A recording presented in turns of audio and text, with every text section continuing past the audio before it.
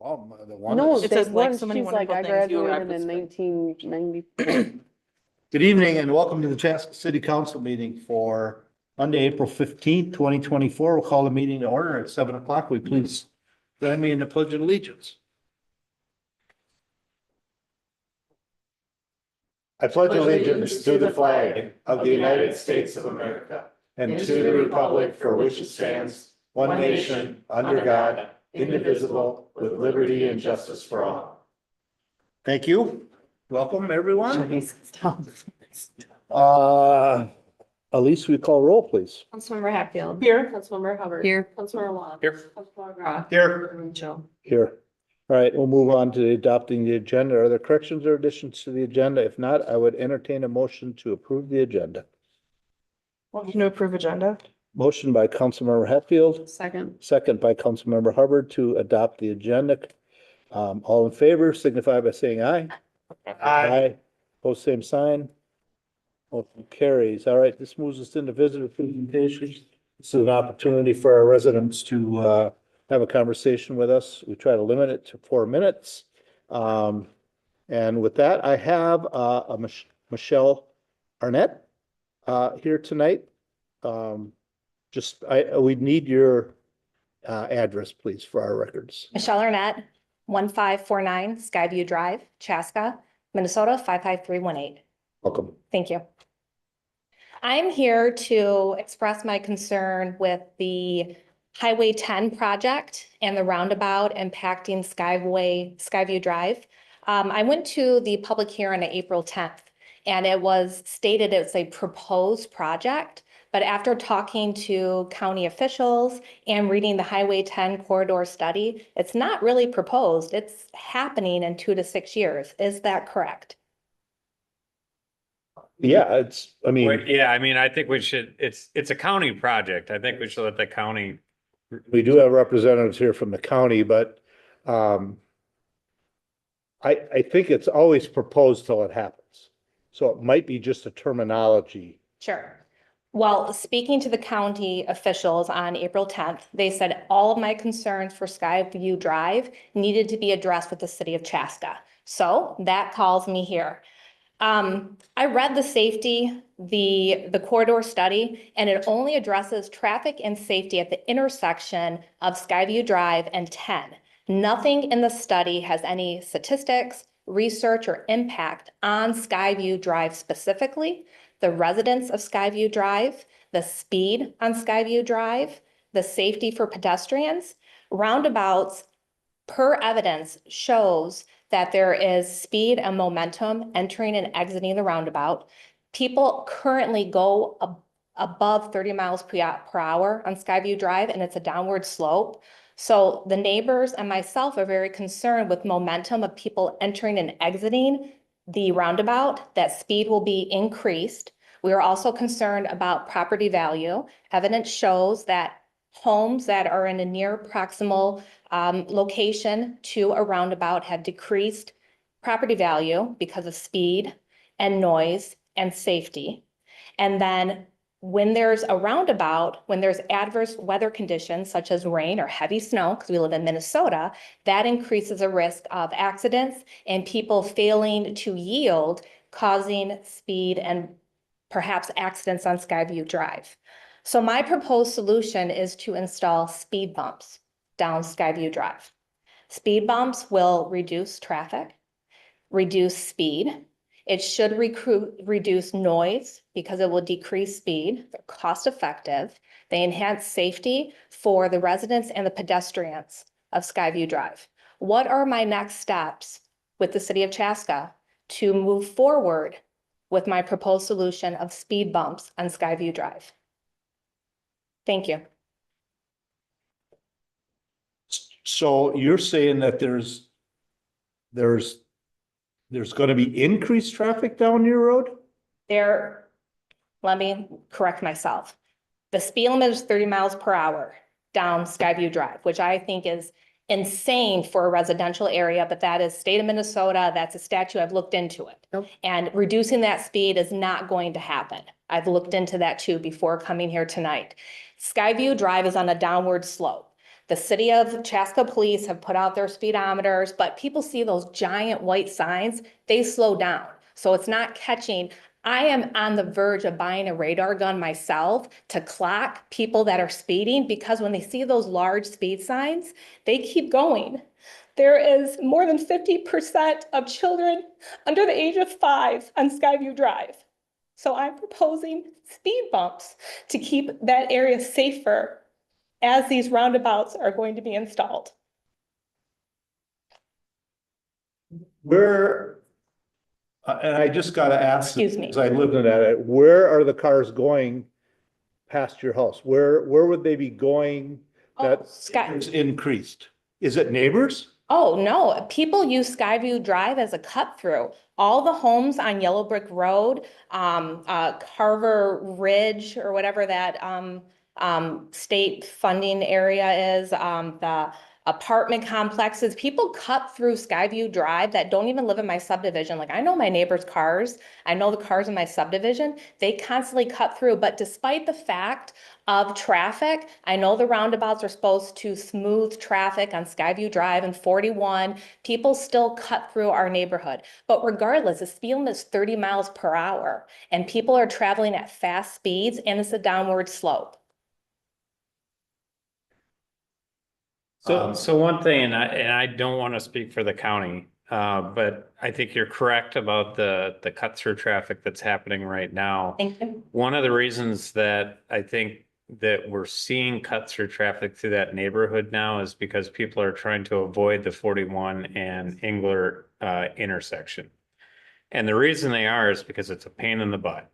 If you want to go downtown from the community center, and I have made this trip many, many times, it is significantly faster to go through that neighborhood than it is to go over to the intersection of Engler and 41. I think Where do one, you come out then? You come out across town. you come out, you go to Yellow. Intersections. No, then you go down Yellow, no, it's not. No. Then you go down, I do. I lived up there That's- for years. I know, but I go from my house when I'm going to the community center, I drive slowly. I do go exactly what See, Matt's more saying. people go Valley View than No. Skyview. I go up Skyview, and I think Skyview to most where? people do. Where are you going? Once So you go like outside- Parkview. So I lived on Parkview previously. And at the bottom, right? So you could go up to Parkview, take the left and go into Skyview.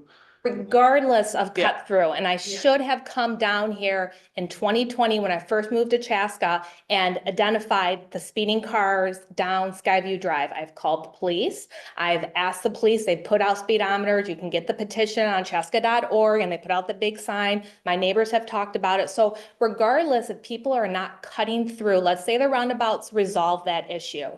The downward slope and the 30 miles per hour speed is an issue. The speed is not going to be reduced, so I'm told from some of my investigation. And so I'm proposing speed bumps to help slow down traffic on Skyview Drive. I guess I just would comment that I think the concern, right, is if we can address the issue with the cut throughs, then it becomes, in theory, your neighbors who are speeding, which that is true in some neighborhoods. We hear similar stories and Offenders that time. it's like, Yeah. it's your neighbors and those are awkward conversations, right? So again, and maybe if your neighbors aren't the ones speeding, great, because then the hope would be is if you get rid of the cut throughs, then that speeding goes away, right? Sure. I will just say that I suspect, we got city over there too, speed bumps, I think, are very problematic in Minnesota when it comes to snow removal. I can Like, speak that to would speed be- bumps, because I lived in a neighborhood with private roads and they did put speed bumps in. So I can speak to that. They had to be taken out in the winter time. So they were only temporary and they did no help. What happens is, the people that live in front of the speed bump maybe benefit from slower traffic because the cars, they slow down for that millisecond to go over them. And then they speed up and they want to make their, 30 mile an hour or more and to get to the next one. And then they slow down. Or what happened in our neighborhood is the cars would outright together avoid them by going up on the sidewalk to circle around. But but. Yeah, but so I understand what you're saying though. The desire that the solution is there, but the problem is they are extremely difficult and they don't always address those awkward conversations that a lot of times with the neighbors of like being a good neighbor and But I do slowing think down. that the cut through traffic is gonna be dramatically reduced by having the roundabout, not necessarily the one that's at Parkview where the community center is, but by having the one at 41. Because people are cutting through that neighborhood in different directions to get south. Because they're trying to avoid at all costs the lights the light that they have to go through because unfortunately MnDOT's arrow that they have to go left is terrible at Engler, and it lets you just through just a few people at a time. So, again, I don't want to speak on behalf of the county, but I think that's some of the thought process that they've had behind improving the intersection at Engler is to try to put the trips where we want them to be. Well, and if speed bumps are not a reasonable solution, I should have came prepared with the 2 streets that intersect with Skyview Drive. What about 2 additional stop sign and possibly a city sign, children at play? I would be in huge support if we could get 2 stop signs and children at play signs on Skyview Drive as a proposed solution. I'm sorry, I've lived here since 2020. I should know, but I've been busy with 2 kids and working, so I don't even know the streets in my sub. But it's where it's like a horseshoe, when you turn the first street. Sunshine. Yeah. There's another Yeah. before you get to the end where you can go right or left. Sure. So a stop sign in each of those areas. So when people come up, because if the roundabouts do what they're supposed to do, prevent people from cutting through, then it should only be people entering our subdivision that live there. So they should have no issue stopping to get to their home versus someone who's cutting through and trying to dash through the neighborhood. I'll say too, one thing, I live on Stoughton Avenue and people drive extremely fast, and I agree that as much as they tell me they're not driving that fast, I'm like, they just see that giant white thing. It's very flat. I'm right there with you.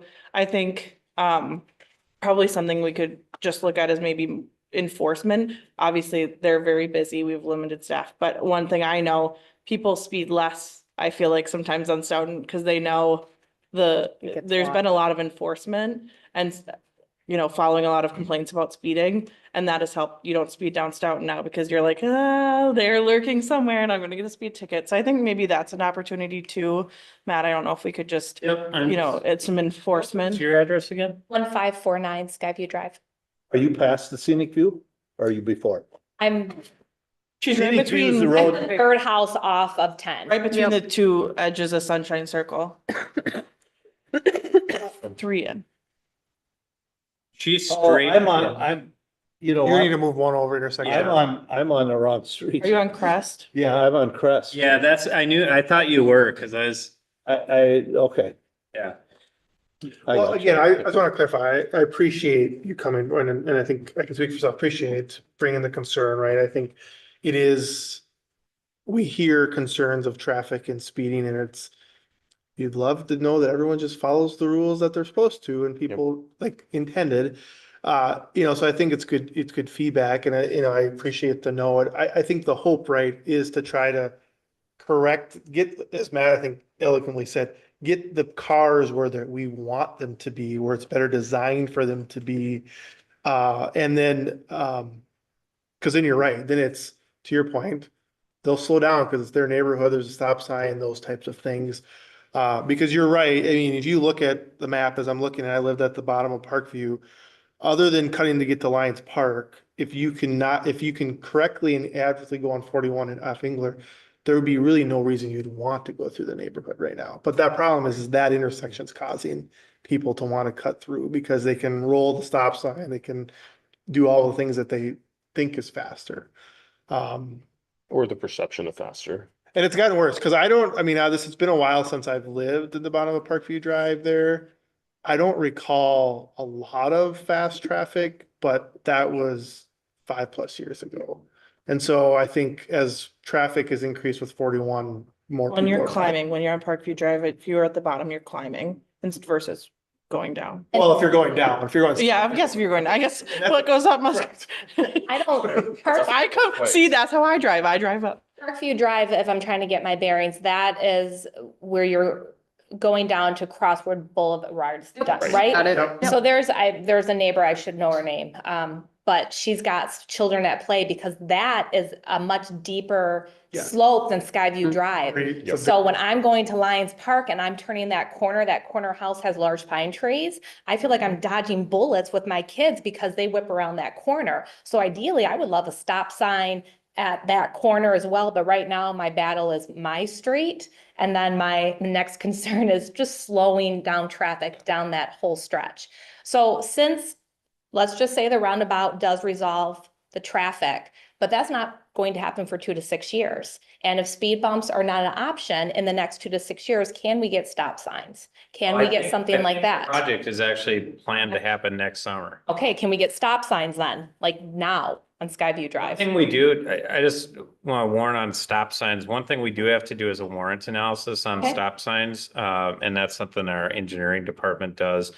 Because the one thing we don't want to do is put stop signs where they're not warranted because we can create false expectations for pedestrians crossing where Sure. cars just aren't expecting them. But we certainly can take a look at that. So what would be my next steps? Actually, give me your phone number. It'd be the best next step. So. Appreciate you coming in because, it's not always easy to stand up in front and, Thank on a you. passionate topic, but it is good to hear and it's the right way the process works is to provide the kind of concerns and feedback as it comes. Wonderful. This is- So then should I wait for a phone call or should I come to another meeting and just I'll give you a call. follow? All right, thank you all for your time. I really appreciate it. Thanks for stepping forward. All right, I got another gentleman here tonight that's here for, must be for something. Come on up, tell us your name, why are you here? Why would you spend your Monday night at a council meeting? Well, this is, my name is Christian Lucan and I live at 30 Riverbend Place here in Chaska, Minnesota. And I'm here for a school assignment from Mayor Lutheran High School in there. We have to come to a city council meeting and write a paper on it and then learn about what they are and stuff about that. So, Awesome, well, welcome, thank you. thanks for coming. All right, anybody else under visitor presentation? I'm not seeing anyone. So we'll go ahead and we'll move on to item 5, which is approving previous meeting minutes, and that is from 4/1/2024. Are there corrections or additions?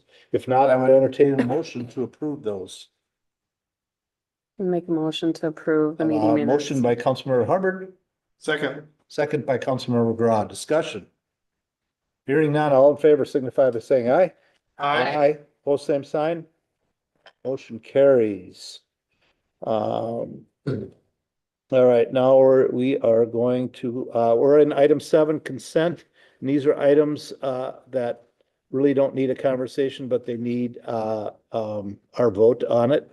And, but any and all can be removed and talked about if necessary. So with that, is there anyone that's got a conversation on consent? Just one item, and it's not a question, it's more just a comment there that about the McKnight Wetland Bank Conservation Easement. I think that just want to call out that the value of what we're doing there of creating the wetland bank there is just so important because it's allowed us to do so many things in Chaska. And it's so much more cost effective than having to go out and buy those wetland credits during projects, right, or afterwards. So it's and the fact that we're the only community in the metro that's doing this is like a pretty big deal. So I just want to And it call looks that out. really nice. Yeah, That's- there's a So benefit I got a both tour with ways. Brian last Yeah. year. It's really interesting what they've all done in there. So if you ever get an opportunity, get a hold of Brian with Public Works and Yeah. go out and take a look at that. It's kind of Awesome. interesting what they've done. Yeah, it's a benefit to pedestrians, to residents, and it also helps us on the technical side too, so. Went all the way around. You know, another one that we did that with is the Clover Ridge wetland, the Yep. one that goes in the whole center of the neighborhood there. I mean, that was farm field and it was tiled up until the point that development went through, and part of the development was taking out the tiles and basically reinstituting the natural habitat that was there and yeah. We had a couple trumpeter swans out there last week. I mean, it's amazing the amount of wildlife that's out there now. So, thanks to this, thanks to, all the, the team that was involved with this, because I think it's being able to do things like this, it adds so much value to the community, and it also helps us financially too in a big way. So it's a win in a lot of different areas. So just want to thank everyone for the good work in that. Matt, I just got a quick question on that Seminary fen. Where exactly is that? The map was pretty broad. And let Matt Clark. So, It's by the park. yeah, so we finished, if you're familiar, New about park 7 or 8, just did up in Bluff Pass area. right? Maybe it's 5 years ago now. Yeah, Right below that, there's a trail that goes down. And that's sort of the area. because I thought it was all in Chan. I didn't You realize know that. where the Okay. Excel transmission line that comes through on the western, or call it the eastern edge Yep. there? Almost right through that transmission line is where that kind of second ravine that it's talking about, what we're talking about with this project is that specific ravine. So if you're familiar with where that transmission line cuts through, you're right in the ballpark. It's right here. All right, I just didn't realize we had it here. I know it's, oh. This one. All right. All right, anyone else on consent? If not, I would entertain a motion to approve consent. Motion to approve consent. Motion by Councilmember Hatfield, Second. second by Councilmember Hubbard to approve consent. Discussion. Hearing none, all in favor signify by saying aye. I, Post same sign. Motion carries. All right, move on to action items. Item 8A is designation of the new official newspaper. Mayor and Councilmember, the item in front of you tonight, I think is a sad one. Cause obviously the Chaska Herald has been a paper that's been around since 1862. I think it was September 13th, 1862. So a very long time. Has told sort of the story of our community as it's grown, and will have its last publication date on April 24th of 25th or 25th I think. of this month. One of the things that we are required as a municipality to do is to designate an official newspaper, which that satisfies our requirements of where we actually have to publish any public meeting notifications. We have to publish our ordinances, all those different types of things. This was a little bit of a challenging one because, you have to try to meet the requirements of state statute that you're actually, that a paper is actually in circulation, and people can get access to it, within your community. Obviously the Star Tribune, but that's a regional paper, so it doesn't really sort of focus on, sort of the stuff that's happening within our communities. The Waconia Patriot is probably the closest one that we have, and we do have 50 some people in the community that actually do subscribe to the Waconia Patriot. And they've talked about now bringing it over to places like Quick Trip and Holiday, things like that, in the community, and probably better serves our ability to get out the things that we need to for legal notification. You can see that the Chaska Herald, we were at $8.06 per inch. The Waconia Patriot has agreed for both us and the city of Carver to keep that rate the same as what the Herald was charging us. The Star Tribune was $17.90 per inch. And so you can imagine how expensive it could get to publish everything that we need to, and really start to question, are people really getting it in any way? I saw that the school board was allowed, to be able to just do online? Was that They something got special legislation Yes. put through. they did?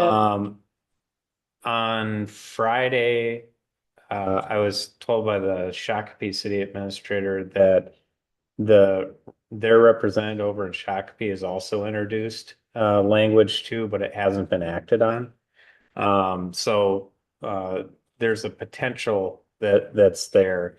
I can tell you from a practical standpoint, we're going to be doing advertising out to our public to say that, hey, our official notifications are going to go in the Waconia Patriot, but our website's going to have everything on there because to me, that's where people are going to go to get that information. But until that changes, we have to have an official paper. So, But, if you're an outsider and you're looking for something, you certainly wouldn't go to the Waconia paper looking for Chaska. So it's Our- kind of an antiquated system it is, well, because of what's happening in the world, I think. yeah, and it's interesting because I mean, years ago, the reason that was put in place is a lot of the local newspapers supported that because that was a way to help drive, people to the papers. I can tell you that we've had, or I've had at least a email conversation with sort of the group that does the Patriot and also the Eden Prairie Sun Sailors. Yeah, Sun Close, yeah. And who they also cover Minnetonka and Excelsior, so it's sort of a weird area, to ask them the question of what do they think is going to happen for how news is picked up in these areas? And, they don't have any idea because they were caught off guard by this announcement as much as anybody. But I do get the sense that it's not out of the question to see that maybe a paper might say, well, geez, maybe it makes sense for us to come into the Carver Chaska area to maybe have an insert within a paper or, whatever to sort of report on local news. So I don't want to say, it gave me a little bit of hope to think that maybe we'll see somebody pick up something for local news from that perspective. But in the meantime, we got to take one step at a time. And the first one is just to make sure we have an official newspaper so that we're ready when the Chaska Herald closes at the end of the month. I'd just like to comment, we have reporter there here tonight, Graham, and just, I know we all kind of got a little bit off guard on this, and like we said, the Herald's been around for 160 years. If you go to our history center, most of the information that we have has come from the Chaska Herald. They've reported and done a tremendous job reporting on our city, and it's going to be, I look at it as a huge loss. We put a lot into our history in this community, and without that, weekly written history, it's going to change. We're not going to be able to do that. I mean, the research done on the recent history book, I'm sure what 90% of it was done via the Chaska Herald. And it's just sad to see these newspapers go. And it's not only the Herald, there's 5 other ones going with them. But for us personally, I think that the loss of the Chaska Herald is going to be a big loss. And like I said, who's going to look for something that you need in Chaska in the Waconia paper? And then it'll be, well, I didn't see it. I didn't know where it was. So it'll be interesting to see what happens in the future. But Graham, I know you've only been with us a short time, but thank you. And thank you to the paper in general for the coverage that we've gotten over all of the years. And but anyways, thanks. So. All right, so we need a action on this, correct? Yeah.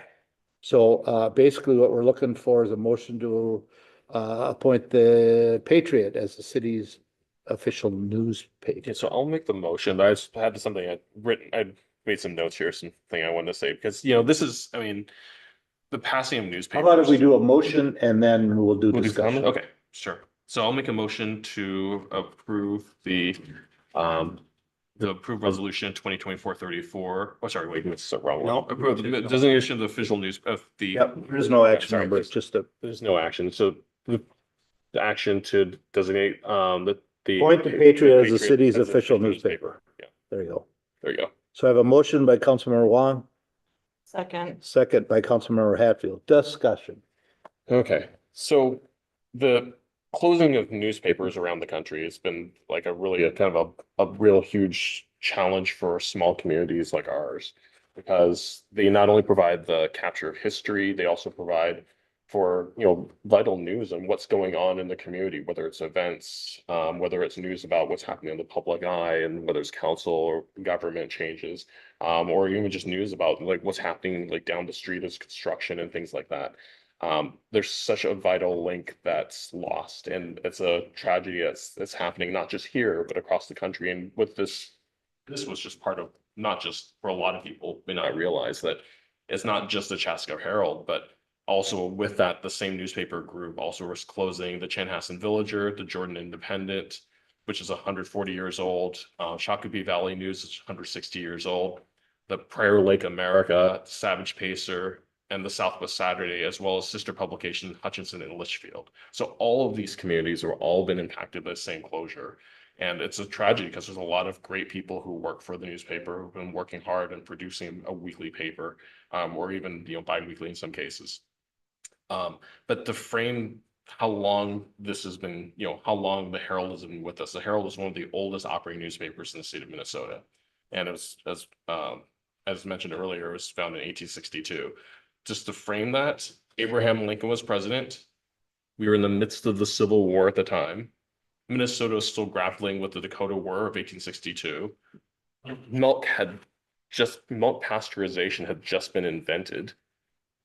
And Congress was passed the first legal tender act authorizing the US Treasury to produce greenbacks, dollar bills, green money. So money as we know it did not exist before that. Money is just as old as the Chaska Herald. And keep in mind, this was 14 years before the telephone was invented. 17 years before the light bulb was invented. The first motor car, or automobile as we know it, wasn't invented for another 24 years after the Herald had been out. And the airplane wasn't invented until 41 years after the Chaska Herald opened its doors. So to that, there's a huge amount of history was captured in Chaska through all these events, not even counting the events of the 20th century.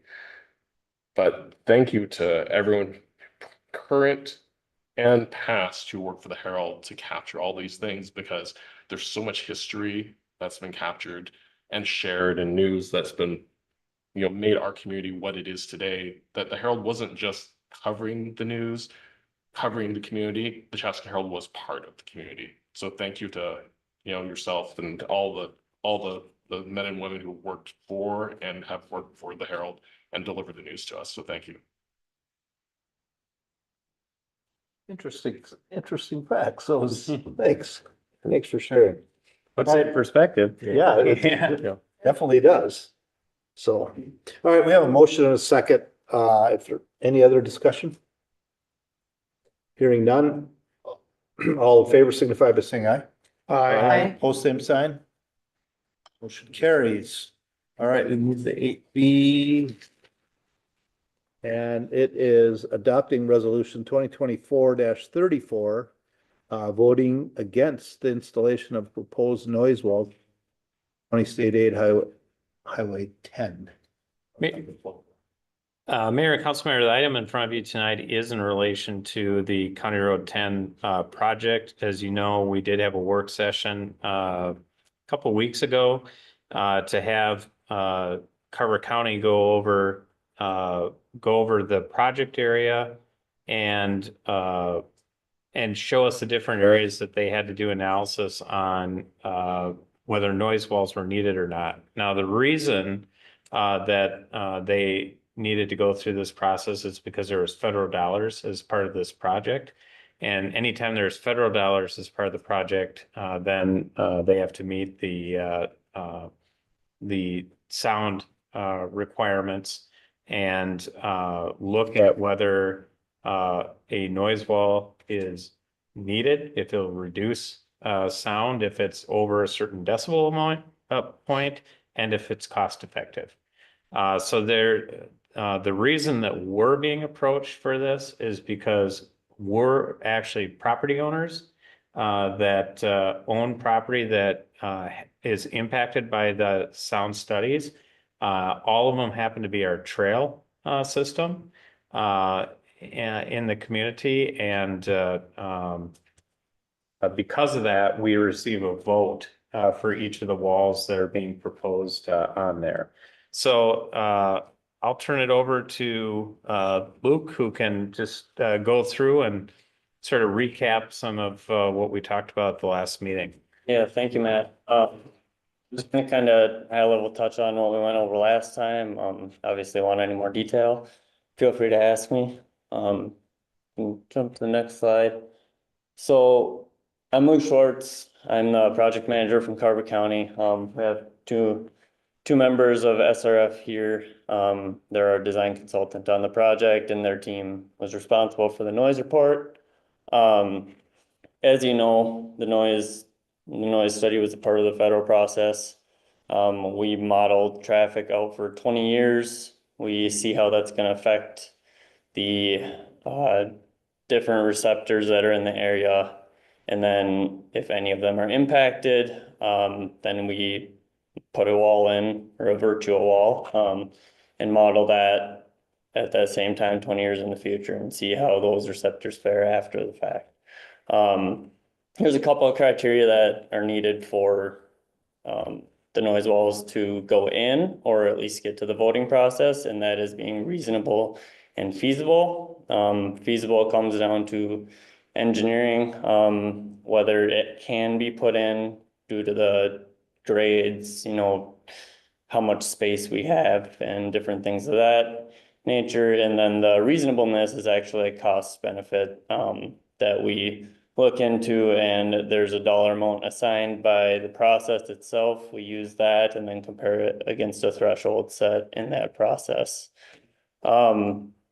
I guess we can dive right into the walls now. I think you're all familiar with them. I'll touch on all the trail ones kind of as a whole.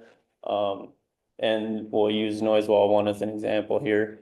So noise wall 1, the trail turned out to be the only impacted receptor. Well, I guess the municipal building there as well. But the trail was the only impacted receptor. So when we modeled the wall is modeled in between the road and the trail. After doing that, it turned out that 2 of the trail receptors actually received a benefit from the wall going in, and then the municipal building did as well. What that leads us to is the city having all of the votes on this wall. And this is the case for all of the walls except for 3. As I said, all these walls will be in between the road and the trail. They've all had the cost benefit analysis done, and the trail receptors are the only benefited and impacted receptors on all of them. You can jump ahead to wall 7. Can you back up just one? Yeah. I think what was important for me to understand, and I think it's good for everyone else to understand, talk about the estimated cost and how that dollar has it been updated to current reality? I think that's important for people to understand, because they see a number, but as we were informed that that's based on old cost of building a wall versus realistically what it would cost to build a wall. Can you talk about that a little bit? Yeah, for sure. So that process is set forth, but it's a federal process. And we have to go through it, and all those dollar amounts are assigned, and they don't get updated yearly. I think this is off the top of my head, but I think the last one was like 2016. So the number you're seeing up there is according to that, which is somewhere in like the $37 per square foot of wall range.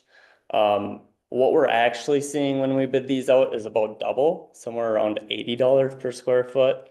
So these numbers are what goes into the report for the reviewing agencies, but this is not actually fact. We're probably seeing something closer to, for this one, 320,000. Why aren't we on these slides showing the actual, what it Because is? it's a federal process and they're required to use those federal numbers. Yeah, this is what we have to report as a part of our noise noise I mean, I report. just, At least I just, kinda one not of those a fair- things, yeah. Yeah. I just think it's important, even if it's in parentheses of actual or more like current estimated cost would be nice to have as a, in that demo, in your. Because in reality, Presentation. that's probably double of that. Yeah, Just so both of the scales will kind of move, so the same walls will get proposed, the cost would just go up. Cause as your square foot goes up, they would also raise the threshold for it to be cost effective.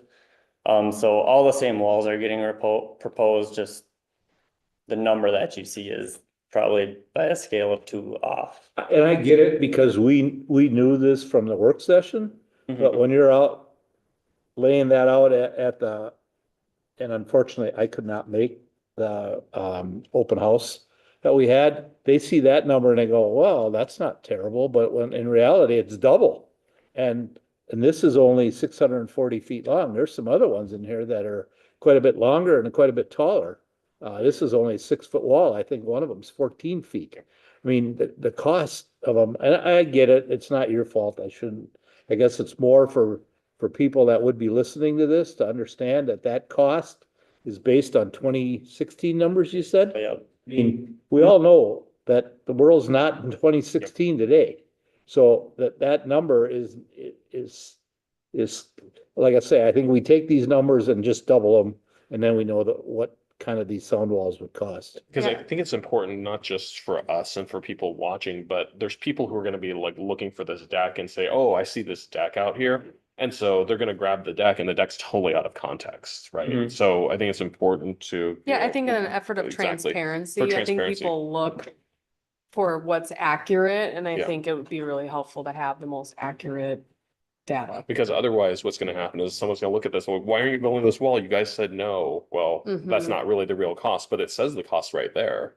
Then suddenly we look like we're not telling the truth, but the Right. reality is that there's a truth that's there, but this is sort of it's not an accurate truth, right? I mean, it's not accurate for today's standards because everyone assumes that whatever I'm looking at is today's dollars.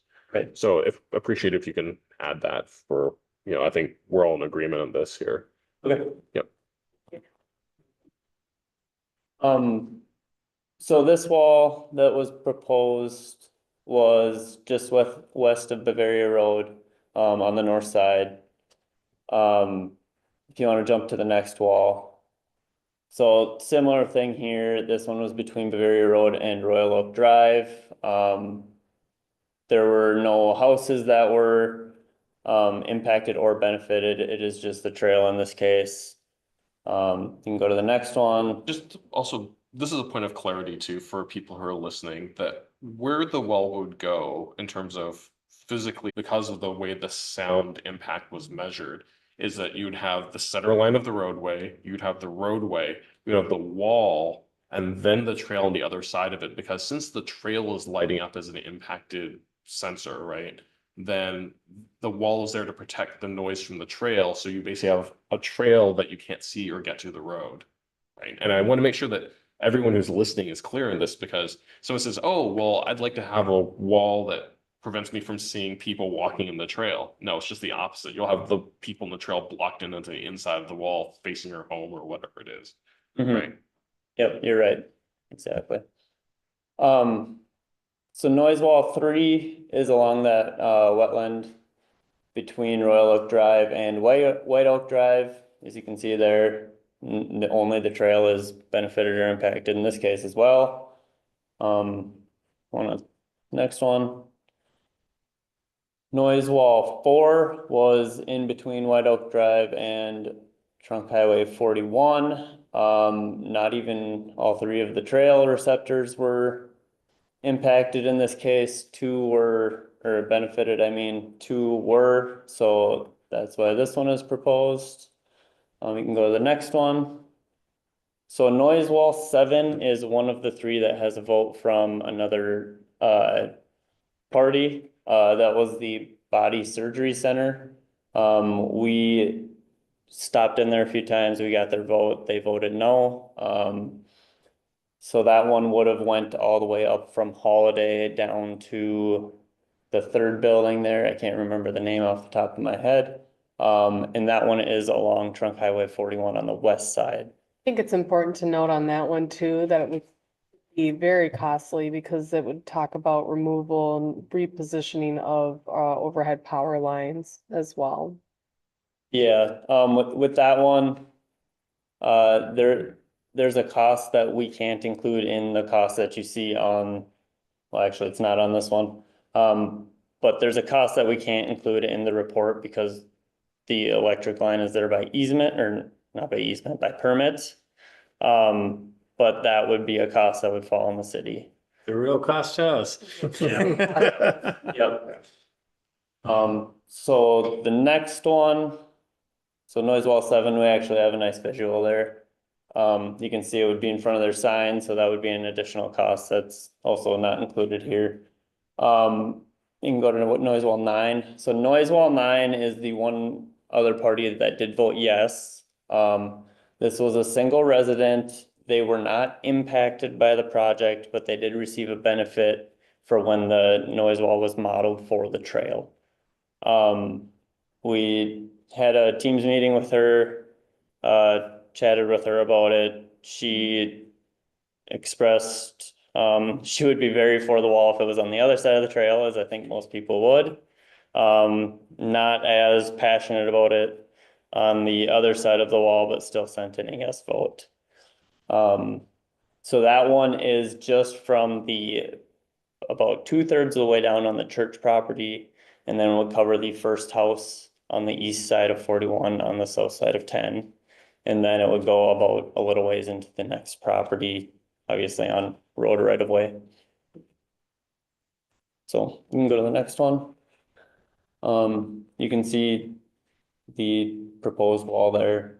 So that is actually the house on the right side of the screen is the one that got the vote, and then the left side of the screen is the house just to the south.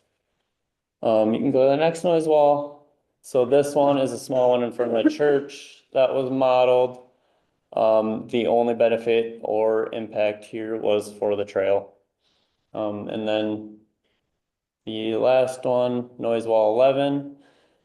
This turned out to be the only wall that the city does not get the majority vote on. The school actually has 3 votes to the city's 2. And they voted no. So you can go. You could vote and protest. Yeah. Because we're gonna lose. So, I think I can run through the voting process if you want a little bit, or any questions from you guys.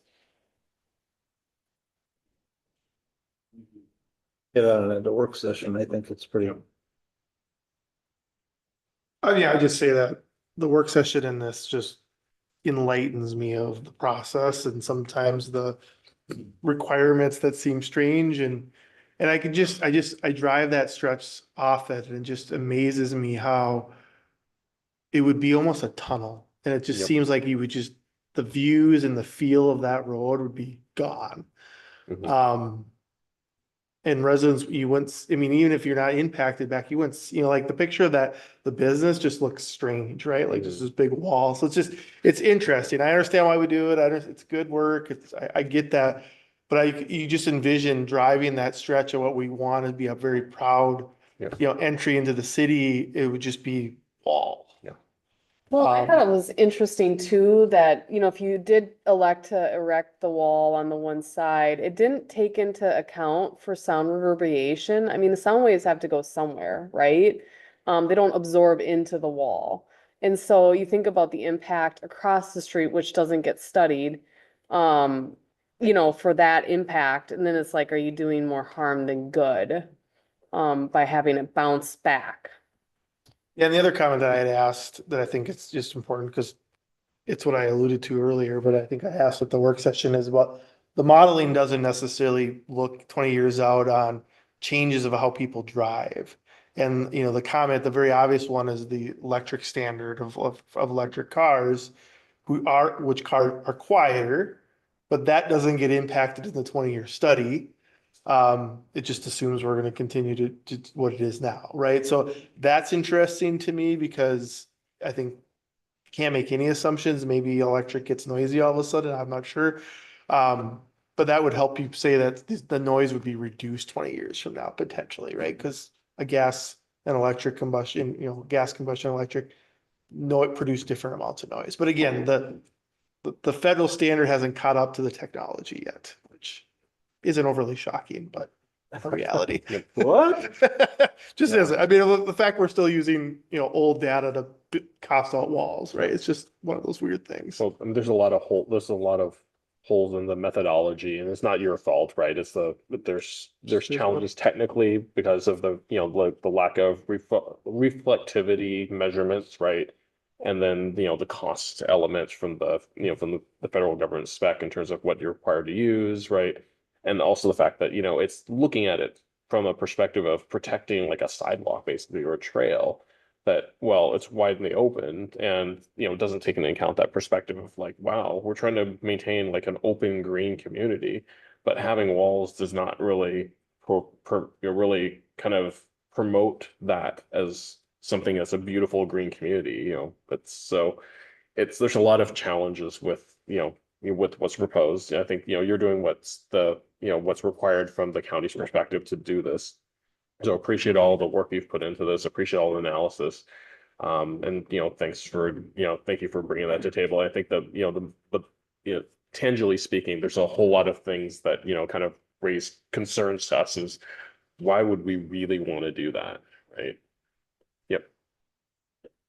Was there any, sorry, No, you go ahead. was there any comments on the sound at the open house? Were there any concerns mentioned? I didn't hear any concerns. I had a few people ask me about it. I explained the process, essentially told them what's going on and that it was unlikely that any walls were gonna go in, and nobody had any concerns with that. The open house on April 10th? From what I heard. Okay, I was there. I personally didn't speak with you. I think you spoke it there, and sorry. There was a lot of concern about it, but we have You have to suggested. come here, they I'm can't sorry, hear. I'm so sorry. I'm very sorry. You- No. Well, they just Yeah, can't it's hear just- you in the, Well, in the in a recording. microphone. I was, and I'm not in support of walls either, cost, and they're not attractive. But we were talking a lot about noise with a few community, Carver County members.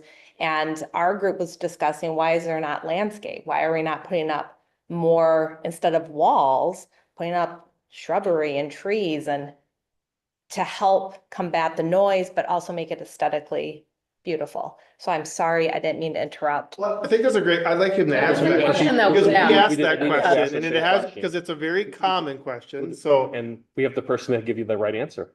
You want to know, or you want me to take it? You're up.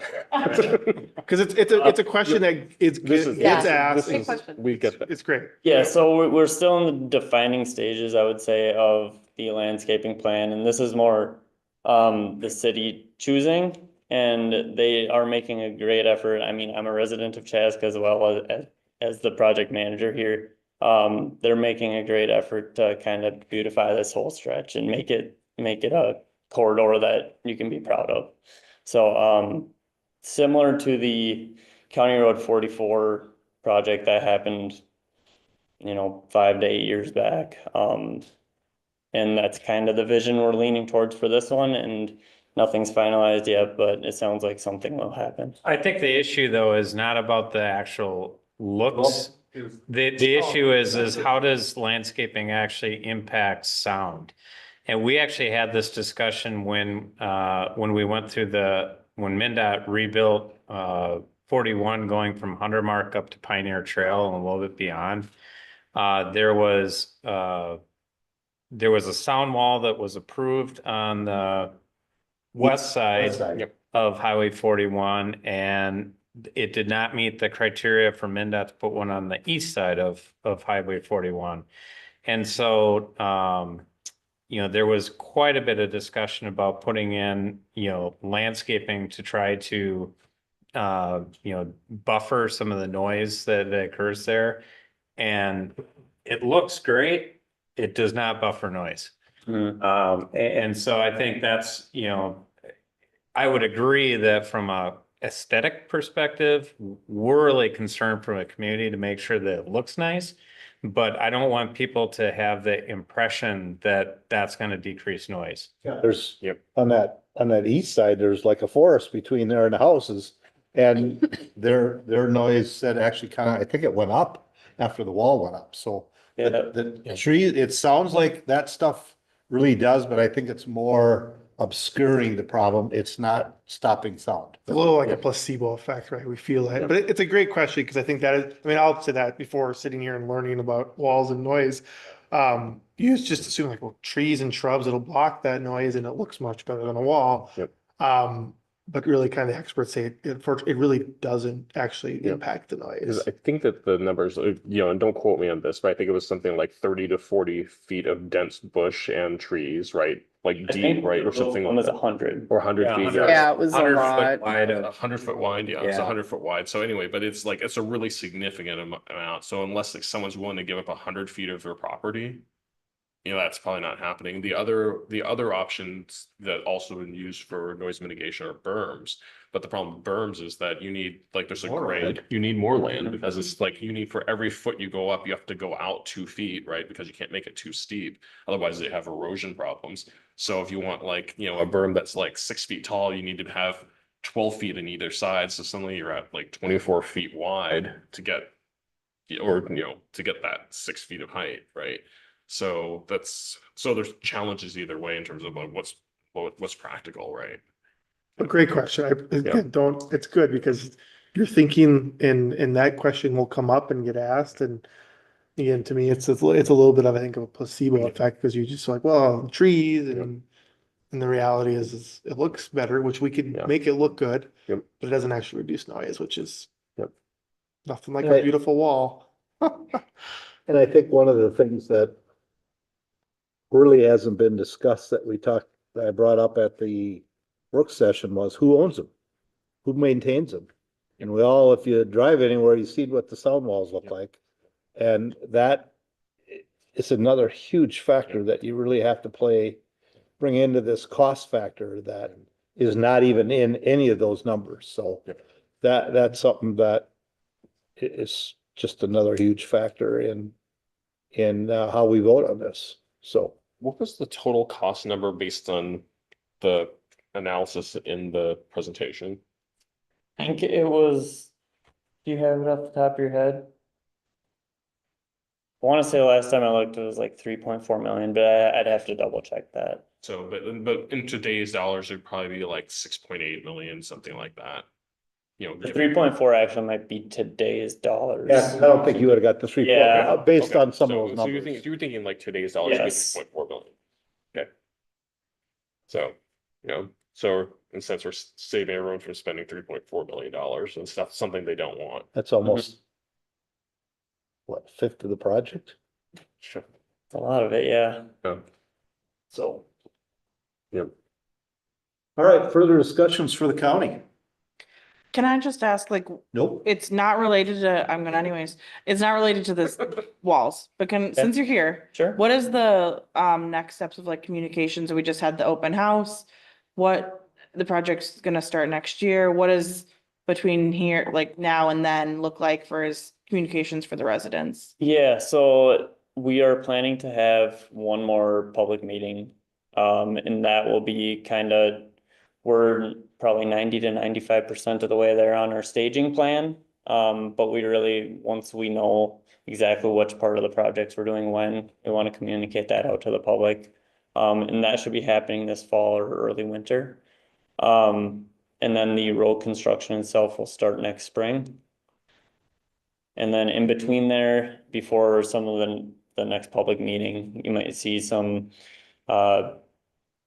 county emails that are sent out, gov deliveries, social media that is kind of communicating about utility work that's going on, which some of that will be happening this summer.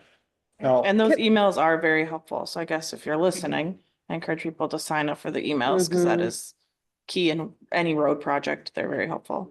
so did I miss something? Did you say construction will be starting next year? Yeah. So I thought Bavaria Road and Engler was gonna be done this year. No, so it's not, due to some design challenges and just the whole process getting plans approved by the feds and state. We're gonna end up starting it in the spring of 2025. I missed that or something.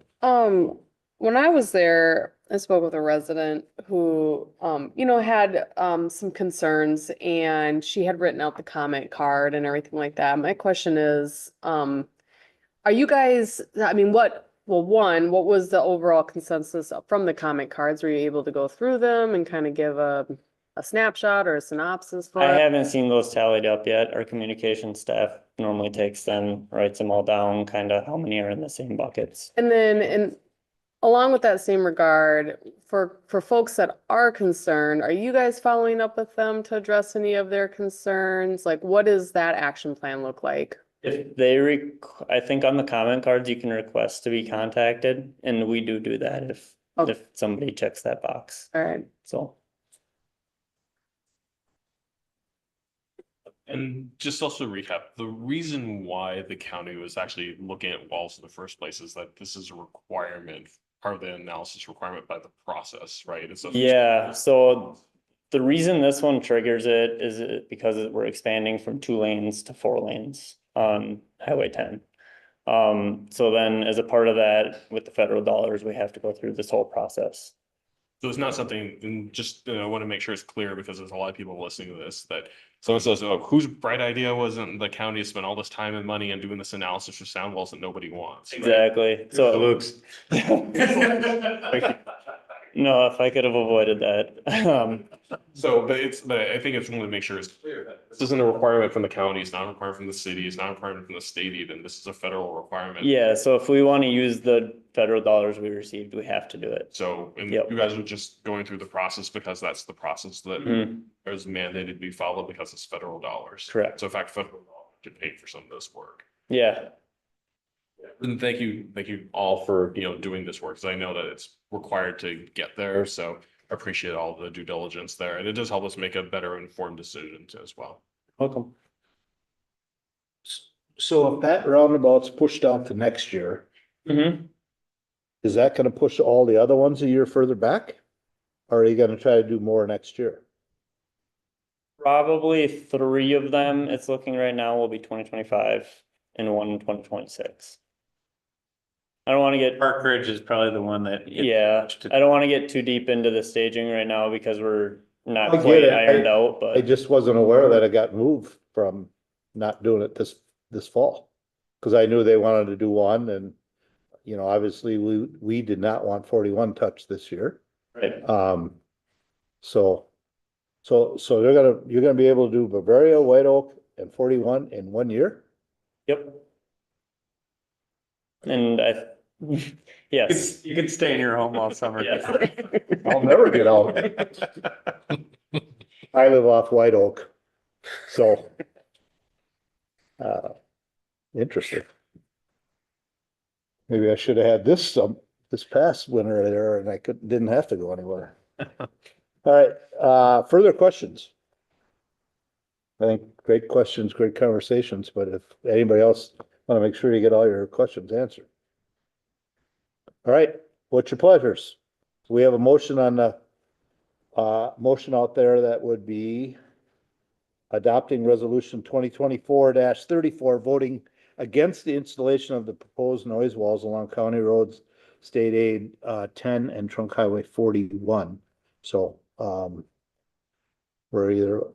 looking for a motion. I'll make the motion. Motion by Councilmember Long, I'll second that. second by Councilmember Grau. Discussion. Good, pretty well handled discussion. All right, with that, we'll go with all in favor, signify by saying aye. Aye. Pose same sign. Motion carries.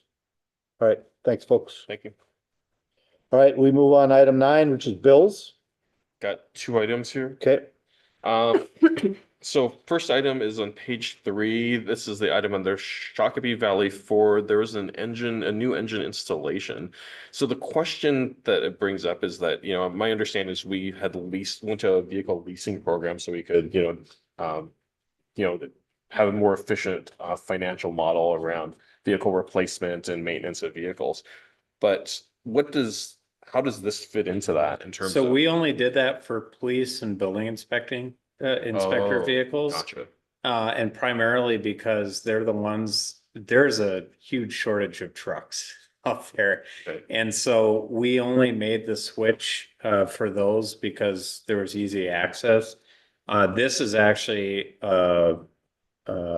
we cycle out our old pickup trucks to go to the CSOs. And this is a CSO vehicle, and so it was cheaper for us to refurb the vehicle than to go out and get something new. So even, but was this a leased vehicle? No. Or- So this is one of the few. This is one of them we own. One of the ones, so but we normally, so with most of the police fleet and Mm-hmm. the building inspector fleet, we'd lease. And if this did happen, then we just bring it back to deal and say, hey, guys, Yep. just fix it and take care of it. But because this is one, was a legacy vehicle that was before that. Yep. Then we said, well, we could either try to buy a new one or we just fix it. Yep. Okay, got it. And so obviously fixing was cheaper than buying a new one. And Yep. not to mention, we'd have no wait time on that. So, okay. Got it. Yeah, because again, lead time on trucks is still long. For sure. Like Yep. supply chain's been an issue all across the industry. Yep. Page 13, there's an item for 2024 annual investment under Minneapolis-St. Paul Regional Economic, and it looks like development, I'm assuming, is a sort of regional group. Is that part of greater MSP or something? That is greater It is MSP. greater MSP, okay, Yeah. gotcha. Okay, that's all I have. Anyone else? Motion to pay the bills, So moved. motion by Councilmember Wong, Second. who wants it, She wants it. second by Councilmember Hatfield, discussion? Elise, we call roll? Member Hatfield, Yes. Member Hubbard. Yes. Councilmember Wong, Aye. Councilmember Kraft, Aye. Mayor Winchell. Yes. All right, moves us to other business. I will start with Councilmember Graf.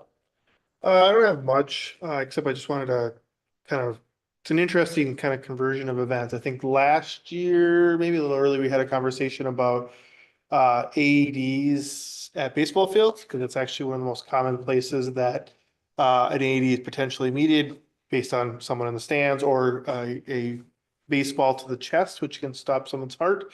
So it's really exciting to the Chaska Baseball Association, just to shout out, work to raise money and to purchase 5 AEDs that were handed over to the city of Chaska and the city of Carver this week. And so they're going to be deployed at, let's see, here we got Lions Park Shelter, Pioneer Park, Community Park, and Sunset Park.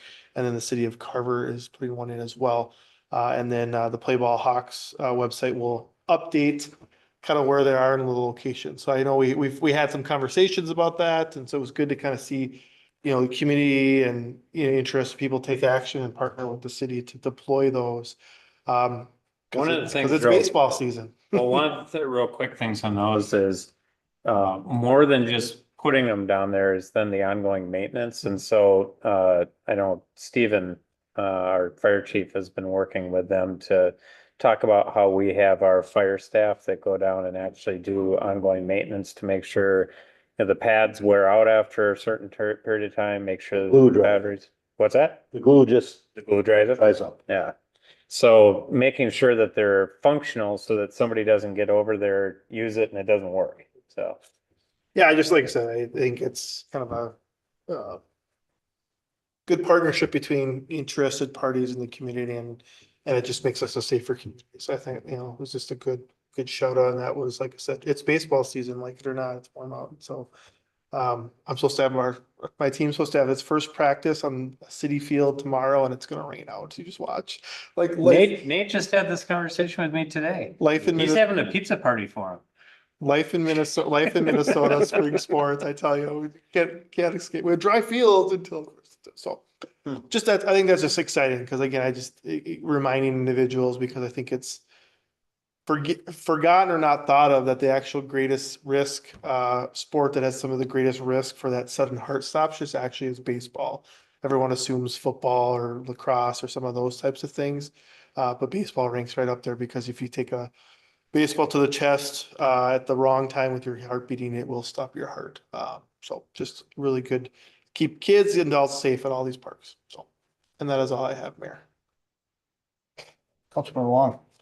All right, let's see, so, So upcoming events on Saturday, April 20th at 8 a.m. at Lions Park is Rotary Lions Tree Planting.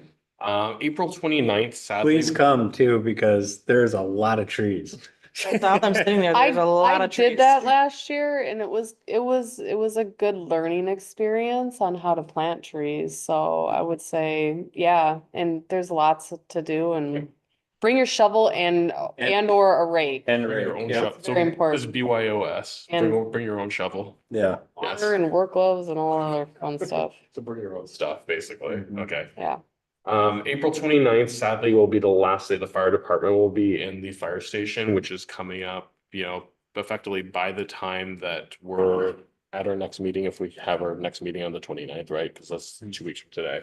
So, but I just want to mention that in advance. So, if you want to take pictures of the building, whatnot, now's the chance to do that. But an era is coming to an end soon. Christmas in May, Saturday, May 4th, meet at 7:50 at St. John's Church. The Loop Grand opening Sunday, May 5th. So that's a big one as well.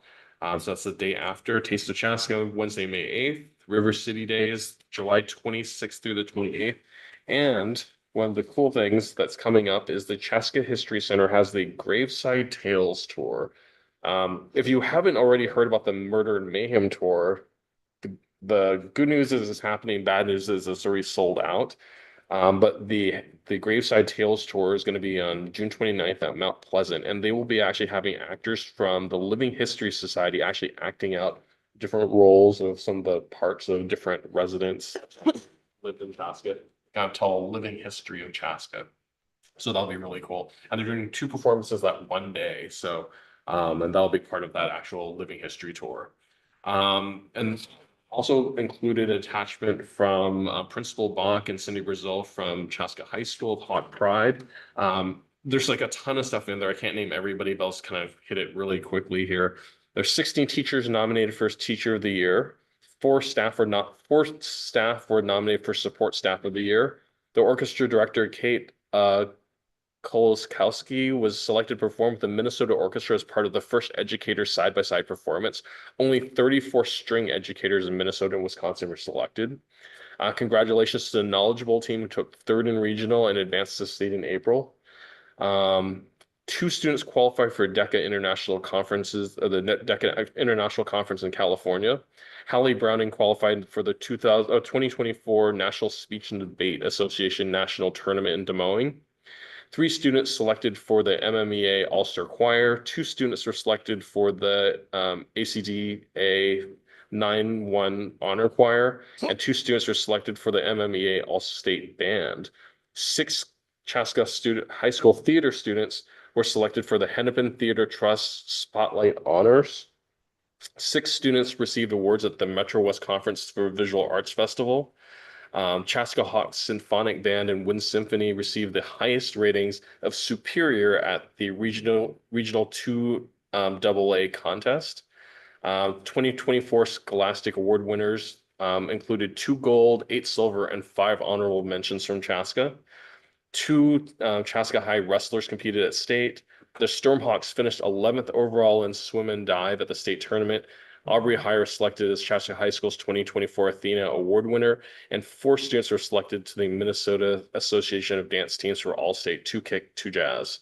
So great things happening in the high school. Just want to give a call to all the students and the parents, families and of course, all the teachers and staff who have made this possible. So just want to give them a little recognition out there because there's some great things happening in our community, with our great young people. Has the robotics team competed yet? They're going to nationals. Going to. I haven't I've heard anymore. I've not That was in heard. April sometime, but I think they were fundraising. They had a still, fundraiser right? like last week Yeah. at Qdoba, so I think they're raising money, so. Yeah, I thought it was later April, but And Knowledgeable actually ended up 6th at state. So they Close. did real well there. Very well. Yeah. Yeah, so very cool stuff. Smart kids out there. You good? Yeah, I'm good. one thing I don't think Mike mentioned was the spring cleanup day. Which is happening on Usually it's Same day as same day as Christmas. same day as Christmas in May, which is May 4th, and 8 to 2. you can drop off your yard waste at athletic park, but just make sure it's in an appropriate, you know, containers, approved. Otherwise, the only other thing, I attended the Chaska Bash, which was their fundraiser for the athletics and arts and activities for Chaska High School. And it was really a fun event. I've never been at the event center, but I just wanted to note it that it was really well attended. It looks like I'm assuming they met their fundraising goal because it looked like they were really close to it even before all the silent auction items and everything like that. But it was kind of fun because not only did I see a couple of people I went to high school with friends of mine that I hadn't seen like 20 years because, life happens, right?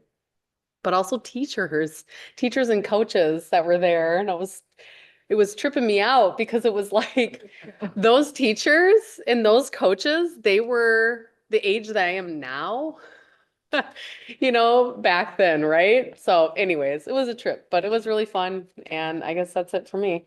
I got a thing that they made close to 30K, so There you go. See? I don't Happy know what the goal reports. was, but they do well. I know they were really close according to like what they had on their info sheet. And I thought, oh, they're gonna hit that with had some really nice silent auction items there and everything. And I had to leave because I had to get up early the next day. So I didn't know what ended up being the case with silent auctions, but people had a blast. That's it. Thanks. Yeah, as Mike mentioned, or Councilmember Wong, the Lions Park tree planting, that's one of my favorite parks because there are so many trees. So I'm excited that we're kind of replacing some of the ash trees and things and having a lot more trees that are gonna go in there because it really is just such a nice space and so many trees down there. So definitely bring a shovel and hang out, plant some trees. Perfect for Earth Day. That's 2 days later. I know the loop was talked about tea times for opening day and on. Is that gonna be, there's a button on the website, but I don't know if there was any more information on, just it'll be the normal 10 days out, you can start making tea times or, I'll find out for sure. okay. Yes. I'm waiting, I'm ready. Great. I check every day almost. A few events coming up that haven't been mentioned, squad car story time tomorrow at 10:30 a.m. at the library. That's always a really fun one for the littles. There's food distribution next Thursday. No, I think it's this Thursday. This Thursday at noon. Thank you. Coffee with a Cop is at Dunkin' Donuts on the 24th. Earth Day in May is on May 4th at 10 a.m. at McKnight Park. The Clayhole concert series is back, so that's exciting. All those are on the Park and Rec Facebook page. Lots of good bands and musical artists coming to those, so that'll be a lot of fun. And then really the last thing, I was talking to a resident last week, and she was talking about some problems she'd been having with her neighbors and just asked me to talk about being a good neighbor. So I wanted to just send a reminder that especially at springtime, we're all going outside more and there's kids playing outside and just to be a good neighbor and be considerate. I think that's one thing I've always loved about living in Chaska is that everyone's really neighborly. So just a reminder to continue that as we get into spring and, being respectful about noise and all those things. And, if you have a problem with someone, it's always good to just talk it out and knock on a door, maybe meet a new friend, rather than, any other options. So be a good neighbor. I guess that's my message. And that's what I'll end on. Okay, thank you. Elise? Just one quick thing, Murata Controls, one of our newest businesses who was here at a council meeting about a month ago. They are applying for the MIF funds. They are having a ribbon cutting next Monday around noon. So I think Julie and myself are planning to attend. If any of you would like to attend, please let me know. That's it. Hey, I don't have anything to add. Christoph. Matt? Just to share, I put in the bi-weekly, but we talked about it at the last meeting, so everybody knows at home, that the missing middle bill for housing is not going to move forward in the legislature this year. which I think we talked about the last time, would have created some pretty interesting situations from a zoning perspective in our communities. Stuff that I do not think our residents would like. And so they are still talking about apartments within commercial districts. But we've been doing that for years. In fact, most of the stuff they talked about in the bill, we've been doing for years. It's just a matter of, we as a community have decided to do that as opposed to being told you have no choice in the matter. So I think obviously we sent a letter on behalf of the city, and several other cities did too. And I think it just became really difficult for them to pass legislation, just given the overwhelming disapproval that cities across the state had of what they were looking at. So it does pay to lobby. Anything over there, Clarky? Graham, your last meeting? Not you. Graham, your last meeting? This guy. Yeah, Matt, it could be your last minute. No. This is how we did it. This is how,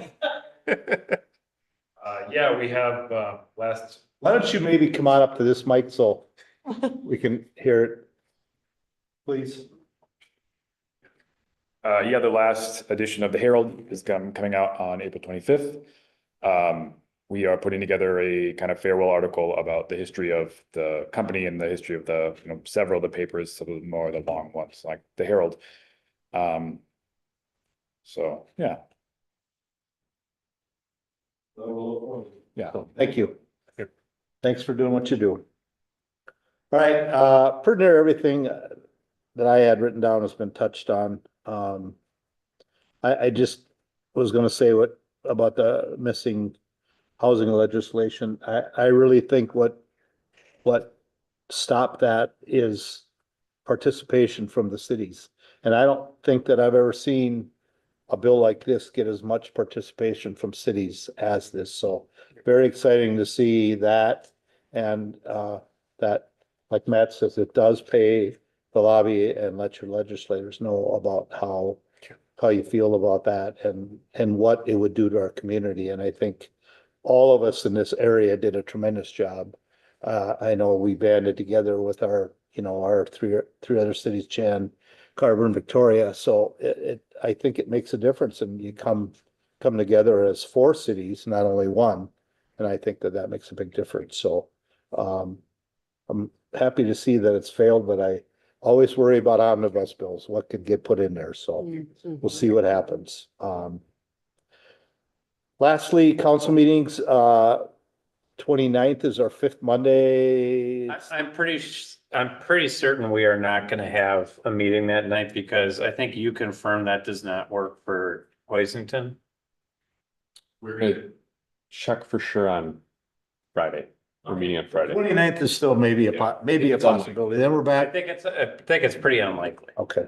But anyways, we're back to our normal schedule again. We're back on May 6th and May 20th. So, all right. I think that's all that I have or know. So, with that, anyone else? Last call. Motion to adjourn. Motion to adjourn.